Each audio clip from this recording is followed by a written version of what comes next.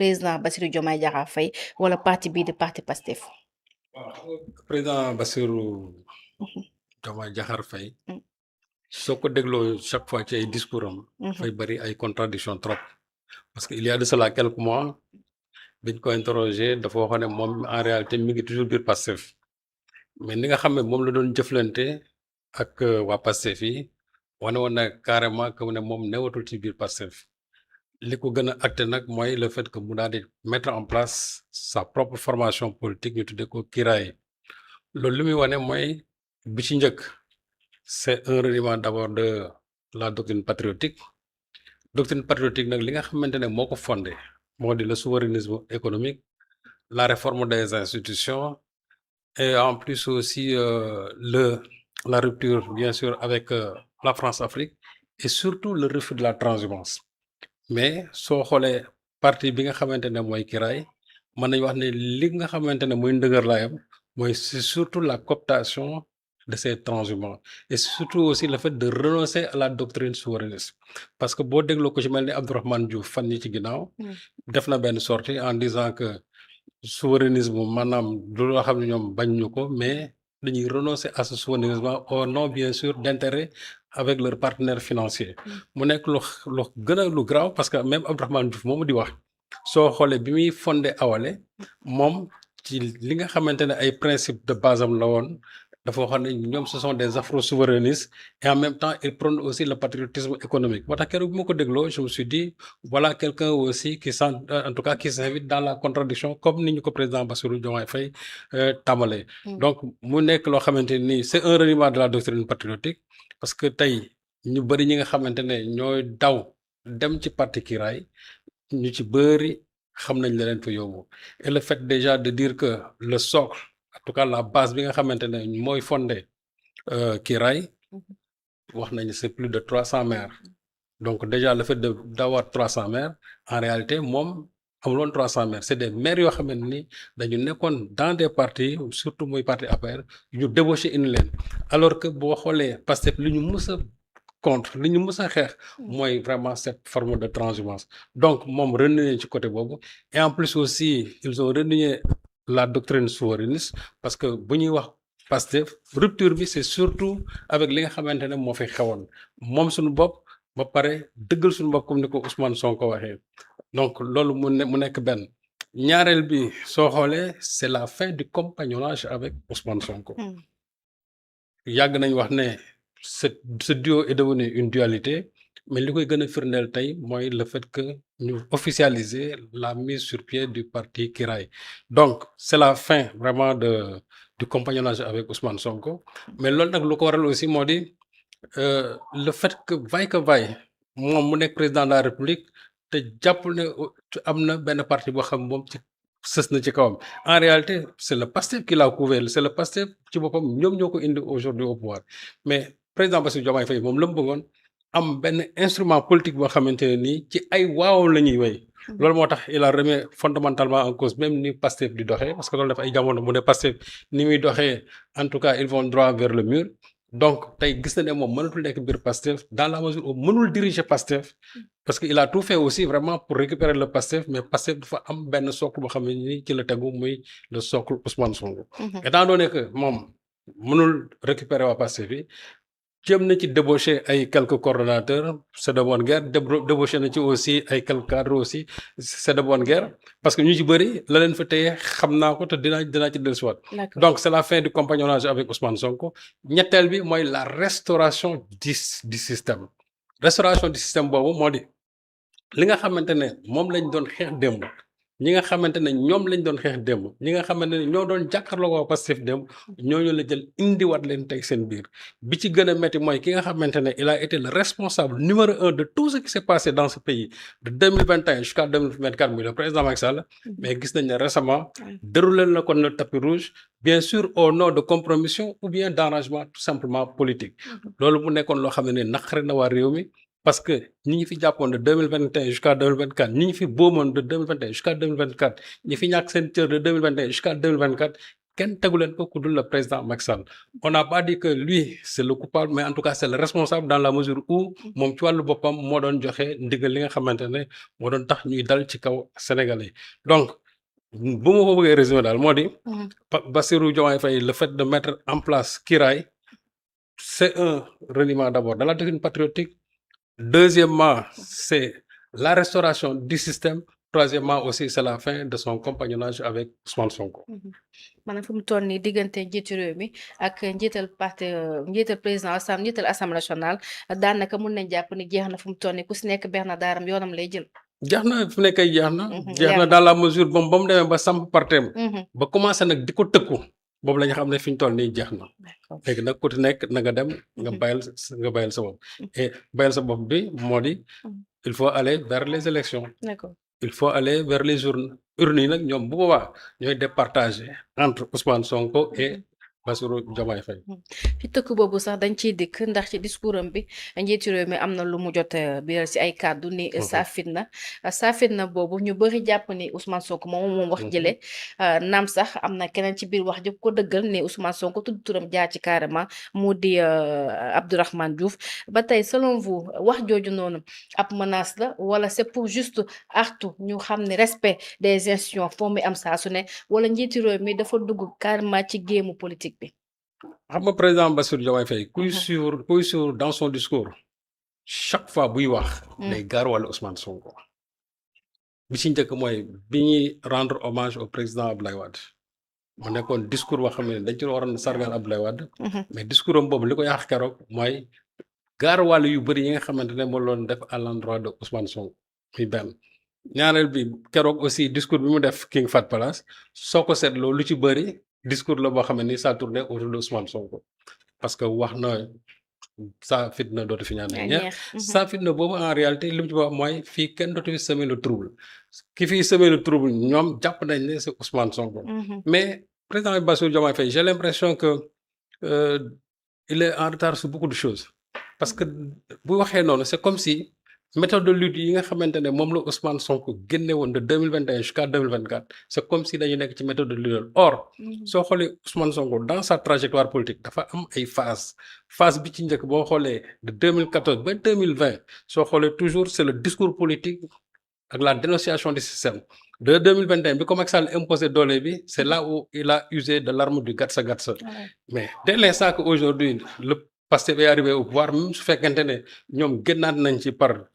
ni nga xam ne xam nañ ko mais en réalité phase boobu Ousmane Sonko dépassé na ko Bassirou Diomaye Faye nag j'ai l'impression que moom mi ngi vivre période 2021-2024 boobu c'est la raison pour laquelle j'ai dit que comme que Macky Sall mooy xaritam bu bees war na ko jox quand même des leçons de science politique pour wax ko ne ko en réalité que phase boobu waa Pastef dépassé nañ ko moo tax bi mu waxee sa fitna en réalité c'est comme si moom saafina boobu lañ doon vivre de 2021 jusqu'à 2024 daf mel ni moom amu ci woon pàcc alors que moom daf ci amoon pàcc bu am solo. parce que moom c'était le secrétaire général du parti te sortie bu Ousmane Sonko mos a def moom def na sortie bu ko gën a raw sortie bu gën a incendiaire la preuve aujourd'hui boo xoolee dans le net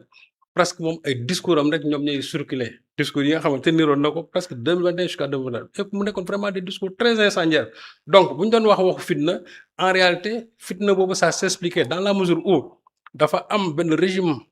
oppressif bu fi nekkoon il fallait nécessairement aussi renverser la tendance renverser la peur ba pare daal di teg fitna ñi nga xamante ne ñoo bëggoon a sonal Sénégalais yi Ousmane Sonko loolu la doon def ànd ceeg waa Pastef bi te Bassirou Diomaye Faye amoon ci pàcc bu leer léegi nag Bassirou Diomaye Faye buy waxee loolu c'est comme ça dafa bëgg a tiital Ousmane Sonko mais moom xam na bu baax Ousmane Sonko ne loolu yëngaloo ko parce que ko nga xamante ne song nga Macky Sall ba terrassé ko moi je ne crois pas que c'est Bassirou Diomaye Faye quand même qui va faire peur à Ousmane Sonko donc moo tax il faut mu gën a réajuster vraiment son logiciel de combat parce que période boobu nit ñi dépassé nañ ko léegi moom ci wàllu boppam li nga xamante ne moom la bëgg a defaat aussi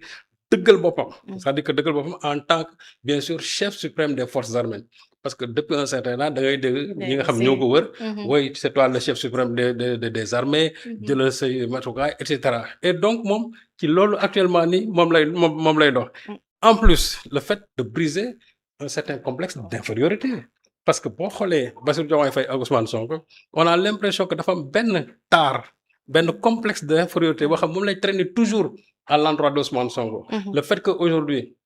que Sonko ne soit pas président de la République, mais que Sonko détient la légitimité populaire, que Sonko mène le rythme et le tempo de la vie politique du Sénégal. Mhm. loolu nag mu nekk loo xamante ni lu ko naqari la mais loolu war ko naqari dans la mesure où Ousmane Sonko moom moo ko indi au pouvoir. Il a beau le nier mais moom su toogee dans sa chambre dans sa plus grande intimité dina xam ne c'est Ousmane Sonko ginnaaw yàlla moom moo ko indi aujourd'hui au pouvoir te loolu ñëpp xam nañ ko moom waxoon na ko. léegi nag su fekkente ne dafa am situation politique boo xam ne moo xew moom mu changer discours loolu moom lay engagé mais du engagé Sénégalais parce que Sénégalais yi xam nañ ne c'est Ousmane Sonko aujourd'hui ginnaaw yàlla qui l'a porté au pouvoir. Donc le fait de vouloir dire que ça fitna du fi naan ñeex c'est tout simplement l'expression d'abord d'un complexe de supériorité ba pare war a bëgg a dëggalaat boppam parce que j'ai l'impression que président Bassirou Diomaye Faye dafa am benn genre blessure narcissique au point que fu mu taxaw toujours il veut centrer tout autour de sa propre personne te dinañ ci dellusiwaat bu ñuy def l'analyse de son discours bu mu def au King Fahd Palace parce que discours boobu boo ko xoolee lu ci ëpp le président qui ne fait que parler de sa propre personne lépp c'est-à-dire ça renvoie à sa propre personne mu nekk loo xam ne nii aussi moi je pense que en matière de gouvernance ça montre des pulsions autocratiques que man maa fi nekk te ñoom loolu lañ doon ngaañ Ousmane Sonko en parlant même du messianisme mais messianisme boobu dafay feeñ ci moom ni muy doxalee au point que man jàpp naa ne moom ci boppam il incarne un messianisme républicain boobu lu koy waral mooy que lépp lu muy wax ça renvoie autour de sa propre personne tu fais un discours boo xamante ni tu portes sur les fonds baptismaux ta propre formation politique mais waxal ci parti bi waxal quelle est l'idéologie de ce parti waxal parti bi fan ngeen ko bëgg a fan jëmee et lan mooy seen objectif lan mooy seen idéologie mais tu laisses tout ça de côté ngay raconter sa enfance à Ndiaganiao ngay rencontrer bi nga nekkee je ne sais pas dans les champs et en même temps même foofu ci boobu foofu sax da ngay dégg muy gaarwaale parce que buy dem bay wax le 1000 est livré mooy le jëmb la dont il parlait en réalité ñëpp xam nañu jëm boobu Ousmane Sonko lay wax mais loolu mën na ko wax tey aujourd'hui qu'il est au pouvoir mais bi mu nekkee dans l'opposition moom Ousmane Sonko constituait le 1000 donc foofu jëmb amu foon bu ko neexee nag tey mu ne Ousmane Sonko mooy jëmb mais jëmb boobu lu koy nar a dëggal mooy bés bu ñu demee ba jàkkaarloo encore ci urne yi pour wax tout simplement que président Bassirou Diomaye Faye je crois que dafa war a départir un peu de son manteau de son ego parce que tout tourne autour de sa propre personne lépp lu muy wax boppam et discours boobu nee naa la soo defee analyse bi sur un discours presque 9,984 mots mais discours bi il y a presque 74 occurrences yoo xam ne qui renvoient à sa propre personne mais loolu lépp ça tourne autour de sa propre personne nit nag bu dee fekkee ne day waxee noonu da ngay jàpp ne moom gisul lu dul boppam parce que dans tout ça tu ne sens même pas l'approche des autres c'est-à-dire ses collaborateurs parce que bu ñuy wax ne ñii dañuy fonder parti il y a des cofondateurs il y a ça se fait dans la collégialité mais boo ko doy déglu moom c'est-à-dire que c'est un parti qui lui appartient d'ailleurs sax boo xoolee seen affiche yi loolu la ñuy bind le parti du président c'est-à-dire c'est un parti qui lui appartient ce qui veut dire que moom mooy constante bi ñi ci des ce sont tout simplement des variables noonu la démarré et je crois que le jeu bi le nous bi nga xamante ne moo amoon biir Pastef il l'a substitué aujourd'hui avec le jeu qui symbolise tout simplement sa propre personne et je crois que loolu ci défaut président Bassirou Diomaye Faye la mais comme ni ko waxee rek c'est quelqu'un qui a peut-être une certaine blessure narcissique au point que lépp lu muy wax rek toujours moom du gis keneen du gis ku dul boppam et li tax et te loolu je crois que li gën a indi son fossé entre moom Ousmane Sonko je crois que loolu ci la parce que jàpp na ne nit ñi Ousmane Sonko la ñuy xool moom xooluñu ko donc il faut tout faire avoir un appareil politique boo xamante ni dina mën a permettre nit ñi mën koo teg bët et je crois que sur ce plan-là aussi il a encore échoué. D'accord ba tey rek bu ñu desee ci création parti boobu parti Kiiraay ndax moom njiitu réew mi wala bokk ñu bokk ci des alliés mi ñu ne fu mu toll ni ils ont le soutien beaucoup d'élus locaux yamuñ ca it am na toll centaine de maires yi nga xamante ni ñoo fekk si neen parti boobu di parti Kiiraay loolu dynamique boobu est-ce que ce sera suffisante pour prochaine élection yi nga xamante ne ñu ngi ñëw est-ce que tamit loolu day wane ni parti Kiiraay am na dëgër laay. man su ma dee suivre président Bassirou Diomaye Faye sincèrement damay dem ba càgg ma ne dafa mel ni dañu xaw a effacer mémoire bi ci sur la situation politique bi nga xamante moom jot na ko dund. parce que bi ñuy dem élection présidentielle lan lañu waxoon Amadou Ba a le soutien de 308 maires loolu lañ bindoon bi ñu ñëwee élection loo ci Si. gis Bassirou Diomaye Faye moom ci boppam nga xam ne c'est le candidat moom ñu maire yooyu yëpp daf leen a battre tous ces maires Fally Seck ma nga xam ne aujourd'hui moom lañ jox yenn responsabilité ak Mamadou Thiaw ñooñu sax dans leur propre localité dañ leen faa battre te nee nañ Fally moom mooy le chargé de la massification te moom dans sa localité dañ ko faa battre donc ce qui veut dire que moom c'est-à-dire que le passé ne lui sert même pas de leçon te loolu moom moo ko vivre maa ngi fàttaliku bi ñuy dem élection 1999 élection présidentielle à l'époque je crois que c'était dans le journal Info 7 je me rappelle où on avait dit Aïssata Tall Sall rassemble plus de 800 partis et mouvements pour le compte du président Abdou Diouf 800 ñu ko defoon Info 7 l'info est toujours fraîche dans ma mémoire lu ñu ci gis bi ñu demee élection Abdoulaye Wade dafa gagné Abdou Diouf donc ce qui veut dire que maire yooyu ñuy wax en réalité demuñu ci par idéologie mais dañ ci dem tout simplement pas par choix encore convictionnel mais dañ ci dem pour des intérêts tout simplement politiciens ñenn ñi li ñu bëgg comme ni ko parti bi waxee dañu bëgg kiiraay bien kiiraay ñenn ñi lu ñu bëgg ay poste lañ bëgg ay prébande lañ bëgg parce que maire yooyu ngay gis ñu ci bëri seen gestion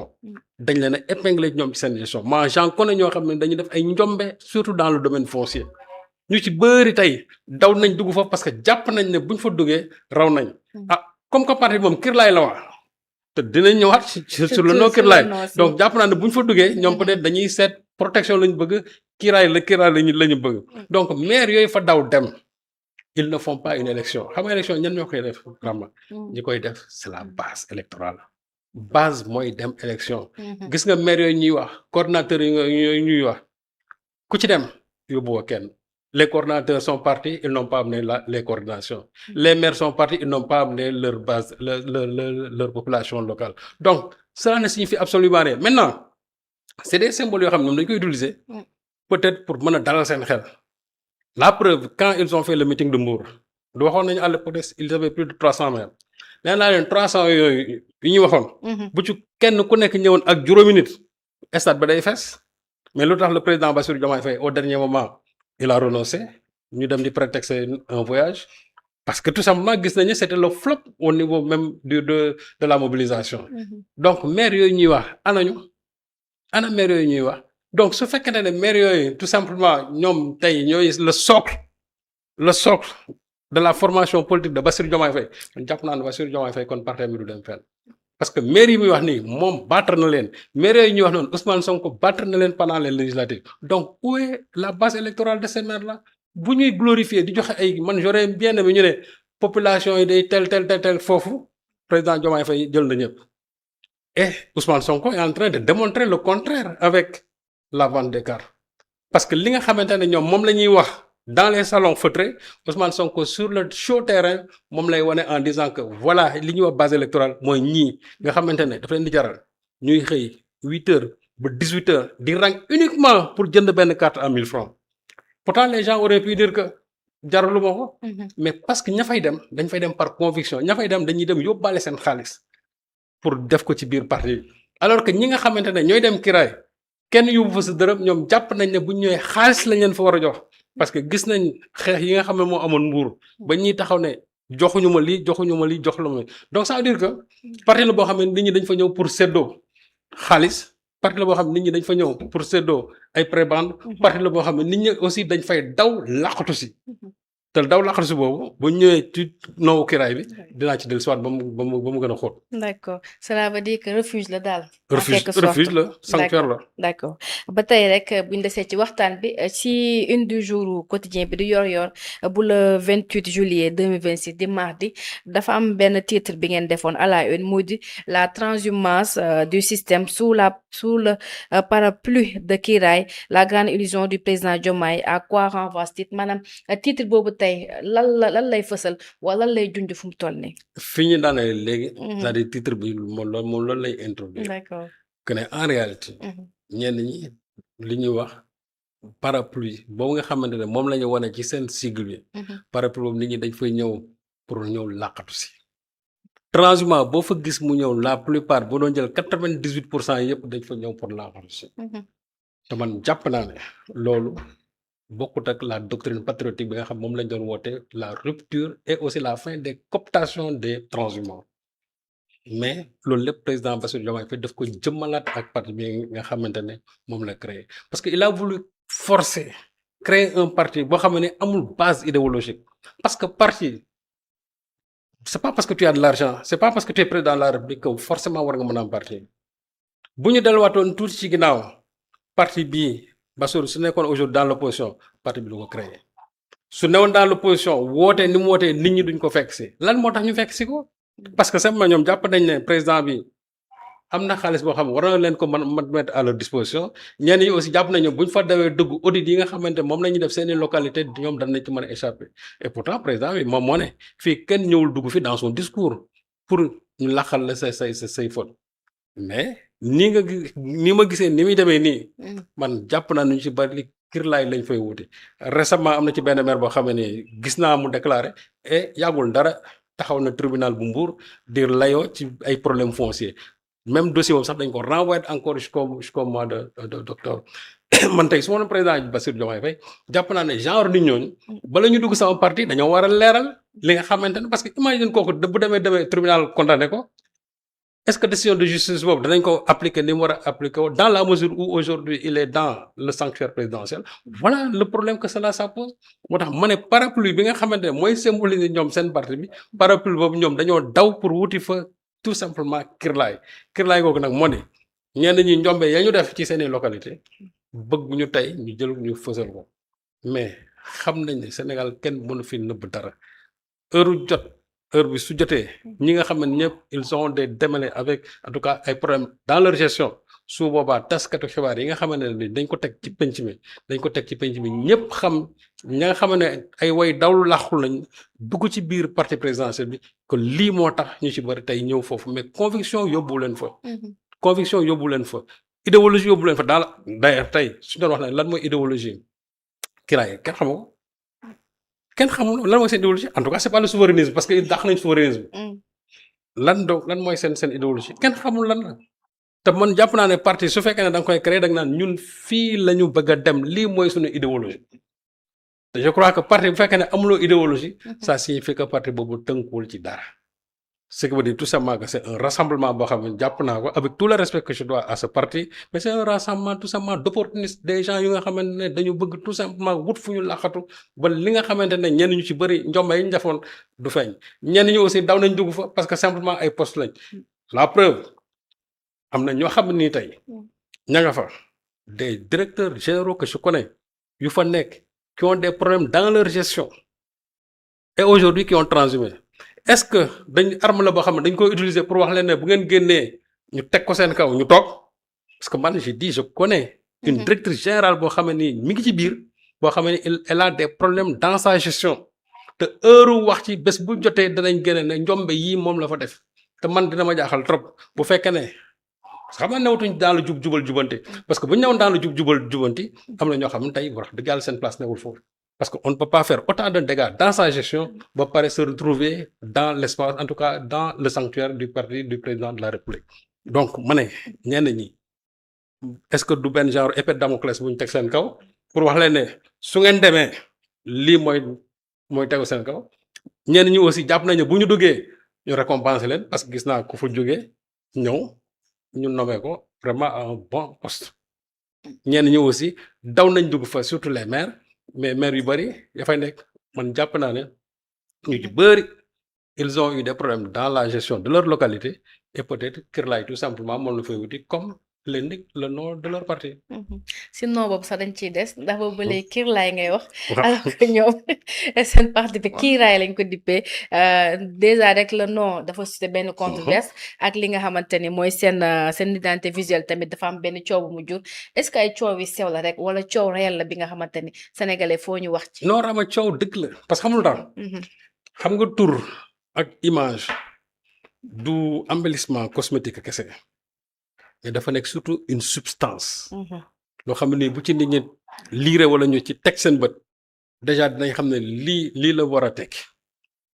bu ñëwee ci tur bi déjà Kirlaay déjà man nee naa parti la boo xam ne nii dañ ko fondé sur le plagiat d'abord ci tur bi parce que Birima Mangara mi ngi revendiquer ne moom kiiraay moo fi njëkk a teg effectivement wax na dëgg. Deuxièmement soo xoolee les patriotes républicains le sigle patriote c'est les Pastef les républicains c'est Macky Sall. Donc soo xoolee kiiraay les républicains ñetti yëpp fu ci nekk am na ci benn parti boo xam ne nii fa lañ mën nañ ko fa tibbee nga jël encore logo bi mu gën a poser problème parce que logo dafay wax. Logo dafa am benn message bu war a transmettre mais déjà man jàpp naa ne c'est une faute en tout cas de communication stratégique même c'est un échec visuel. Pourquoi c'est un échec visuel? Parce que soo ko xoolee logo bi c'est surchargé. D'abord des lauriers en couleur bleu cyan ñu def benn loxo ci digg bi bu téye benn parapluie en rouge en plus l'image très restreinte du Sénégal derrière mais qu'est-ce qu'on veut véhiculer à travers ça? C'est-à-dire que ku koy xool danaan fii lan lañ fi bëgg a wax su fekkee ne parapluie bi moom c'est pour protéger jàpp naa ne c'est pour protéger les transhumants c'est pour protéger des gens yi nga xam ne ils ont des problèmes dans leur gestion mais c'est pas pour protéger le Sénégal de la pluie ou bien du soleil parce que jàpp naa ne dëkk da nga soxla naaj da nga soxla encore soleil donc loolu pour nga décrypter ko c'est un véritable problème et en plus couleurs yi soo ko analyser bleu blanc rouge ça renvoie à quoi? Ça renvoie au colon ça renvoie à la France ci parti boo xam ne yow da nga ne parce que ñoom ñu ngi revendiquer la doctrine souverainiste même su fekkee ne bañ nañ ko mais ci loolu lañ jógee bu fekkee ne ñoo ay patriotes la ñuy wax comme ils se disent man jàpp naa ne au moins boo dee def sa parti dina am benn couleur ci say couleur nationale boo xamante ni dina feeñ ci sa biir ci sa logo du vert du jaune du rouge xanaa peut-être rouge bi moo ci feeñ. mais yeneen yëpp ça renvoie strictement bien sûr à la France mu nekk loo xam ne aussi ñi nga xamante ne ñoom ñoo doon choisir je crois logo bi ils n'ont pas bien réfléchi à ça mais loolu lépp xam luy wane c'est-à-dire que la précipitation avec laquelle on a fondé ce parti ba même tur bi poser problème parce que ñii ñu naan kiraay ñii ñu ngi naan kirlaay mais l'un dans l'autre lu ci mën a am rek mooy nom bi ça ne symbolise pas une dynamique vraiment mais ça symbolise plutôt un effet statique mais pas un effet dynamique man jàpp naa tey bu ñuy wax patriote c'est-à-dire Pastef les républicains le nom Pastef même en wolof ça signifie une volonté une détermination un engagement une hargne c'est-à-dire pour atteindre un résultat loolu la Pastef tout donc ça veut dire que day symboliser déjà benn élan dynamique le mot Pastef mais quand tu parles de kirlaay protection c'est-à-dire que foofu on est dans une position statique on est dans une position boo xamante ne nii réactionnaire nga xam ne tu ne bouges pas donc ma ne tur bi ça ne symbolise même pas benn élan dynamique boobu logo bi aussi surchargé même chose donc pour dire que boo jëlee logo bi jël tur bi ñaar yëpp jàpp naa ne pour man c'est un échec visuel dans la mesure où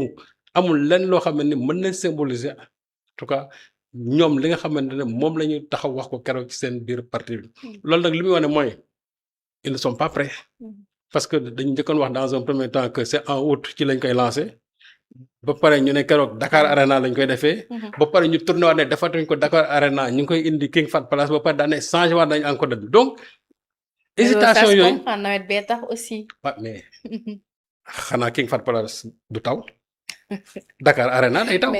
Dakar Arena mais defee wuñ ko ci mbedd mi on le fait dans un endroit clos bu ñu demee fee aussi on le fait dans un endroit clos donc su fekkee ne dañuy évoquer l'argument de la pluie li nga xamante ne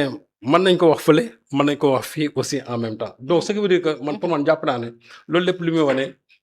ils étaient dans des tergiversations parewuñu te il fallait nécessairement répondre à la dynamique populaire bi nga xam ne moom la Pastef di def sur le terrain parce que aussi vente des cartes yooyu dafa am beneen ferveur bu xam moom la indi léegi nag pour nga casser dynamique boobu il fallait nécessairement mettre en place le parti Kiraay mu indi peut-être benn contre en tout cas benn contrevent mais en même temps aussi xaw a diluer un peu l'ardeur autour de la vente des cartes de Pastef ce qui n'a pas du tout été le cas dans la mesure où man jàpp naa ne seen journée boobu ça n'a pas été la journée que les Sénégalais attendaient parce que on pensait voir plus on s'attendait à plus finalement li nga xamante ne man de personnellement ak yeneen observateurs moom la ñu gis ça n'a pas en tout cas été au rendez-vous dans la mesure où le nom d'abord ne symbolise pas ce que l'on attendait ñoom nag c'est à eux de voir parce que déjà am na benn discussion sémantique bu ci am et en plus aussi logo bi ça ne renvoie pas aussi à une dynamique comme ni ñu ko xamee pour quelqu'un qui s'est abreuvé de la doctrine souverainiste quelqu'un boo xamee ni dafa mës a xeex aussi l'injustice mais nga ñëw bëgg a delluwaat buum ca mboy mboy c'est-à-dire que système ba nga xam moom nga fekkoon moom nga indiwaat ba pare wane ko à travers même les cycles de ton parti donc pour dire tout simplement que sur ce côté-là en tout cas ñi indi tur bi ils n'ont pas été à la hauteur su fekkee ne président Bassirou Diomaye Faye c'est lui qui les a inspirés son inspiration n'a pas été à la hauteur et je crois que loolu aussi dafay ànd ci en tout cas la qualification même d'une formation politique. Est-ce que duñ jàpp ni kiiraay protection rek pour tous les Sénégalais rek ñu jàpp ni rek ñoom ñoo fi Oui, nekk. mais les Sénégalais vraiment ils ont besoin de quelle protection par rapport à quoi? ci dundu geeg. jàppale geeg dundu Ouais, geeg ouais, mais sécurité non, beeg mais non, yëpp. non, c'est-à-dire en réalité moi je crois que su fekkente ne moom dafa bëgg protéger Sénégalais oui il y a une autre façon quand même pour le dire mais moi je crois que un parti toujours dafa am benn engagement boo xam ne moom la war a mën man c'est là où les Sénégalais l'attendaient tout simplement léegi nag moom su jàppee ne moom dafa war a mën a protéger Sénégalais yi xayrun qu'il protège les Sénégalais mais je crois que avant de protéger les Sénégalais aussi mais il faut donner à boire et à manger aux Sénégalais et je crois que le meilleur moyen de protéger les Sénégalais c'est de satisfaire tout simplement leurs besoins or le président Bassirou Diomaye Faye ça fait 2 ans yoo xam ne ni mën naa wax ne nekkul ci service askan bi parce que toutes ces sorties aujourd'hui ce sont des sorties politiciennes toutes ces sorties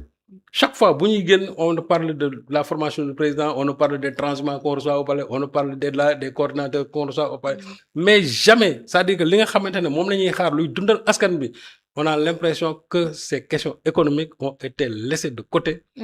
en tout cas en faveur de cette politique politicienne. D'accord bu ñu desee ci politique bi sax ba tey ñu des ci diggante jiitu réew mi ak njiital parti bi di parti Pastef moom Ousmane Sonko ba kii di président di taxawal parti bi di parti Kiraay moom à côté mu ngi def benn tournée di jaay carte mi de carte Pastef membre yeeg yu di mel foofu ca xombal am na benn déclaration bu mu fa def ndaxte jàpp na ni fu mu toll ni ñii di waa parti Pastef ñii di militants yi bu ñu répondre benn yoon ci provocation yi ndaxte gis nañ depuis pas mal de temps am na provocation comme yenn certaines arrestations yu ñu ci gis nee na bu ñu wuy ci li di mel c'est juste une réponse au président bi ne si ñu si ñenn jàppee ba mu ne tudd saa firnde yi di mel Abdourahmane jógee fa la dëggal ko c'est une réponse à li xewoon foofu ca King Fahd Palace wala juste dafay artu ak dànkaafu ñi nga xamante ni ñoo di militant bi. En réalité le président Sonko bu muy wax ne répondait pas à la provocation dafay feddali li mu waxoon ca jouru congrès ba te bien avant ça dans une de ses lives dans une de ses sorties waxoon na ne waa Pastef yi surtout ñi nga xam ne yëngatu dans les réseaux sociaux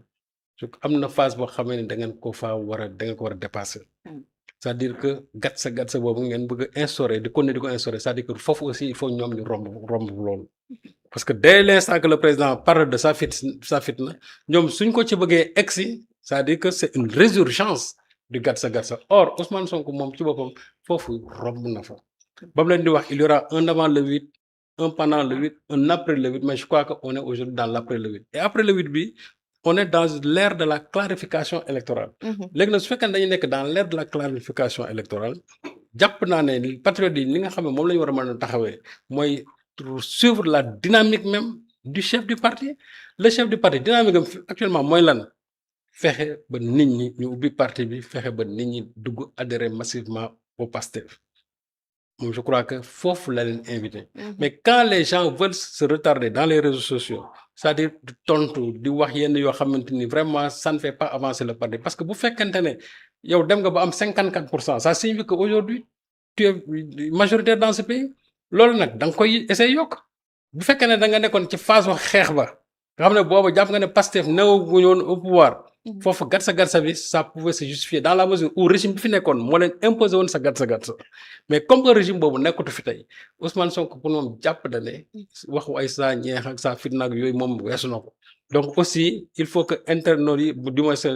ñi nekk dans les réseaux sociaux aussi ñoom weesu foofu et je crois que waa Pastef fii am na ci ñoo xam ne ba léegi ils n'ont pas encore compris ce message parce que moom su demee sur le terrain di massifier mënoon na toog bàyyi nit ñi def des opérations électorales mais nit ñi dañu gën a soxla jëmmam pour war a gën a jaay carte yi ba pare gën a massifier parti bi donc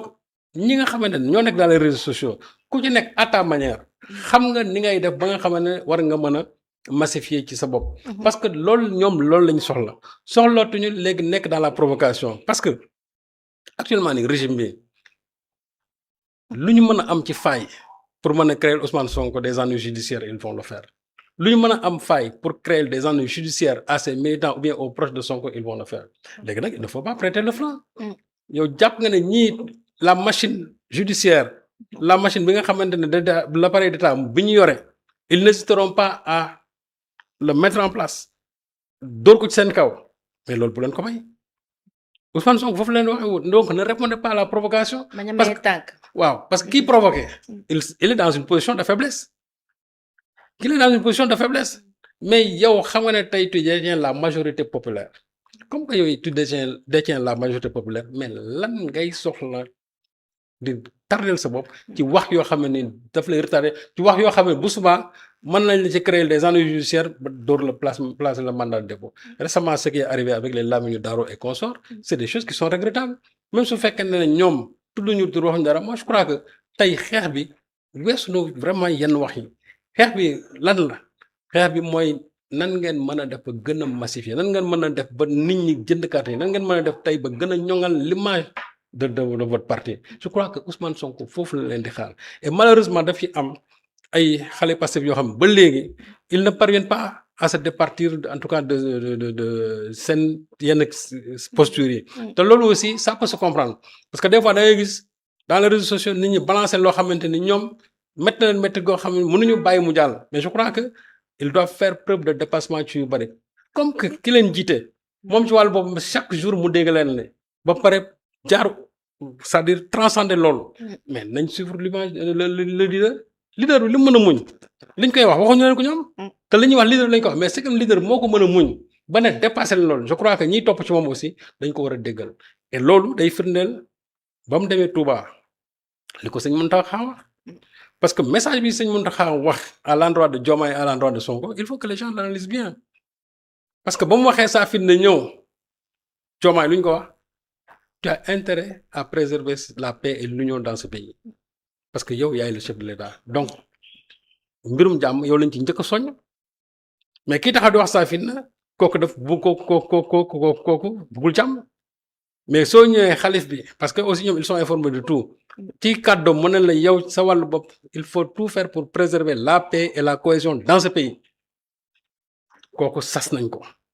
Ousmane Sonko ba mu jëlee kàddu tam la mu njëkk a wax mooy lépp loo xam ne moom jàmm la ci loolu lay dox xalif bi rafetlu loolu effectivement ki taxaw ne la ne répond pas à la provocation kooku xam nga ne jàmm lay cultiver. te partout il passera aussi jàmm lay cultiver yii ñuy def yëpp jël administration territoriale di tere la vente des cartes en disant xam nga trouble à l'ordre public ah ñenn ñi di sax fii dans les réseaux sociaux bon ñenn ñi bu ñu à la moindre incartade ñu indi leen ay problèmes judiciaires jàpp leen mais loolu lépp c'est dans la provocation de l'État mais il ne faut pas répondre parce que pour man jàpp naa ne loolu ba léegi ce sont des futilités Pastef fu nekk nii sa seule ambition ça doit être de renforcer la massification de son parti préparer les échéances xale yi ku ci amul carte ñu convaincre wuti carte koo xam ne bu inscription yi jotee soo bindul ci liste yi ñu fexe ba mobiliser nit ñi dem bind leen ci liste yi parce que bataille bi yëpp urne yi la comme que nag ci urne yi lañ jëm il faut tout faire pour préparer vraiment la bataille des urnes mais la bataille sur les réseaux sociaux na nekk bataille xel ak xalaat na nekk bataille boo xamante ne nii c'est une bataille politique mais pas une bataille politicienne ou bien des querelles politiciennes moi je crois que xale Pastef yi war nañu dépasser cadre boobu et la Ousmane Sonko fi mu leen di wooye ci côté boobu la leen di woo donc ñoom seen wàll boobu nañ déglu leader bi wax parce que leader bi chaque jour ñu yàq lu mel ni xamee mais moom jàpp na ne loolu ce n'est plus son objectif di tontu objectif am mooy nan la mën a def ba Pastef ñu yokk nit ñi yokk xar kanam gi gën ko rafetal ba bu élection jotee li nga xamante ne moom lañu gisoon sur le terrain mu que ça puisse se traduire dans les urnes léegi nag ñi nga xam ne ils sont dans la provocation mais il faut les laisser dans ça parce que Bassirou Diomaye Faye bi nga xam ne moom mi ngi doon sam partem il a intérêt à massifier son parti parce que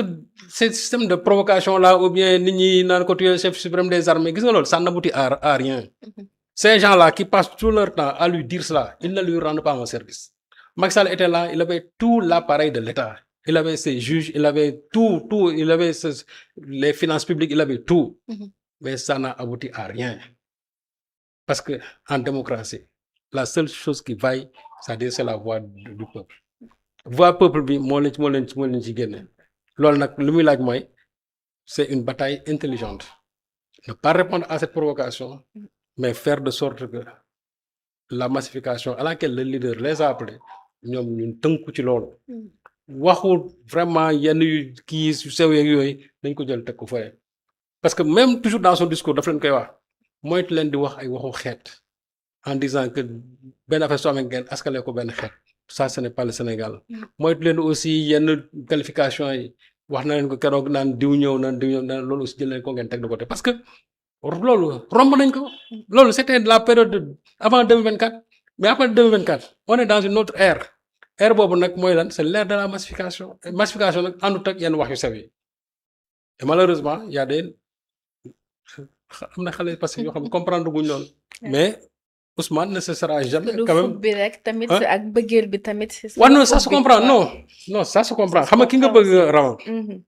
nga dégg ñu koy wax lenn li waaw souvent tu ne te retiens pas am na ñoo xam sax ñoom dañ naan bon même su ko Ousmane waxee sax non ñun dañuy tontu parce que c'est vrai ça dafa leen naxari mais je crois que aussi il faut ñu gën a bës seen xol ci yenn yi neexul ki nga bëgg chaque jour ngay dégg ñu koy wax dara te